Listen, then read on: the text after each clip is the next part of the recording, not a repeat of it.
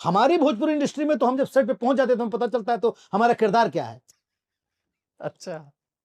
कहीं हम ये भी पढ़े थे सर कि भोजपुरी फ़िल्म में एक आइटम सॉन्ग में जो लहंगा का बजट होता है, जी। वो राइटर से ज़्यादा होता है।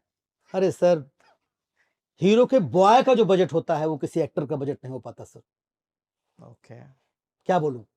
तो सर इससे हम तो कलाकार हैं, हम तो पानी है रुख बदल लेंगे। यहाँ नहीं तो वहां, वहां नहीं तो वहां, कहीं काम पाएंगे।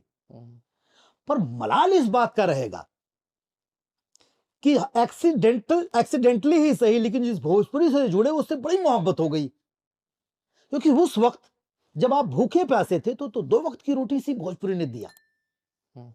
पहचान इसी भोजपुरी ने दिया। इतनी प्यारी लैंग्वेज है, इतनी मीठी भाषा है। जिस बिहार के बारे में मेरा परसेप्शन गलत था, कभी बिहार नहीं गया था, क्या इमोशनल लोग हैं बिहार में।